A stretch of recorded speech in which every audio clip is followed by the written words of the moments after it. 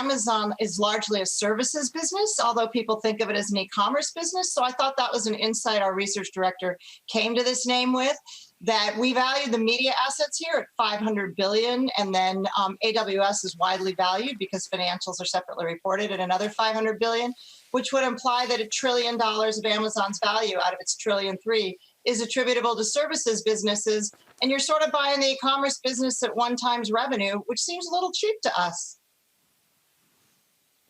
$500 billion for the media side of Amazon. Is John Krasinski's Jack Ryan really worth that kind of money? Well, I think we're looking at their subscription and ad revenue streams, which are the two traditional media revenue streams. And we use individual public comps. Twitch, I think, is one of the most valuable media assets today because it targets 15 to 25-year-old young men. And they have music, which also targets younger, so that broadens their reach in the household, adds new revenue streams within the household, deepens penetration. And that's your next generation of e-commerce buyers. So if you think about your on-ramp as to how to get people addicted to Amazon buying products, it's really great they reach Twitch and that they have Amazon Music and Amazon Prime. And I think a lot of e-commerce people don't focus on the importance of those media assets as on-ramps to the next generation. Yeah, maybe not. Maybe because it seems like, Laura, I mean, listen, Amazon has no shortage of media attention, but on the video side, you don't hear about people talk about Amazon like they debate and talk about Netflix. Why not? I think because it's part of the bundle and it's free and it's unclear, like our surveys, but also independent surveys say that 20% of the 150 million Prime subscribers primarily subscribe because of the media assets like Twitch, music, and Prime Video. But I think 80% really, are Prime subscribers for shipping. So they don't really think of the media assets. They think of it as like a throwaway because it's largely free to Prime members. But we think you need to give those media assets credit for bringing in new revenue streams, for elongating churn or lowering churn out of the Prime subscription bundle, which we think has 40% margins before they spend money on content, all of which makes the lifetime value per household more valuable to Amazon than if it was standalone like Netflix is.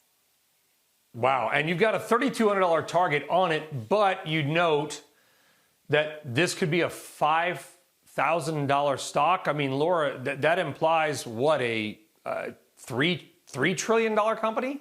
2.5? Early. My math is not good.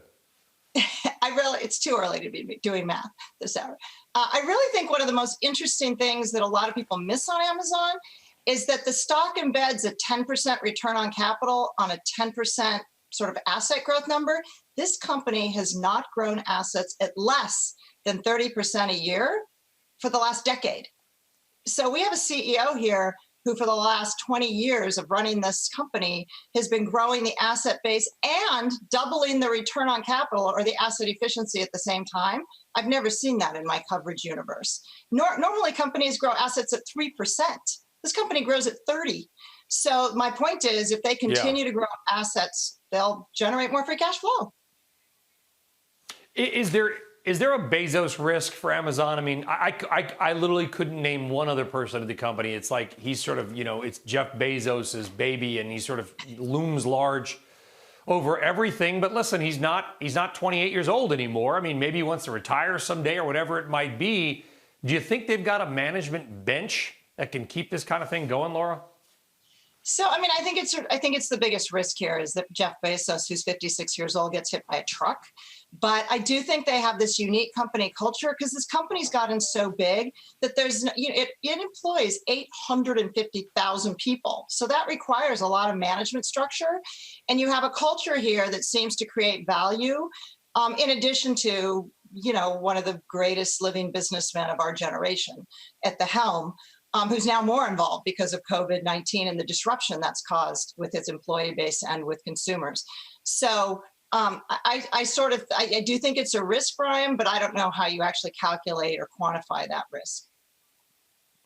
Well, talk about calculating and quantifying, Laura. I mean, for 20 years, people have said, it doesn't make any money. I don't understand the balance sheet. Sort of, I've got to avoid it.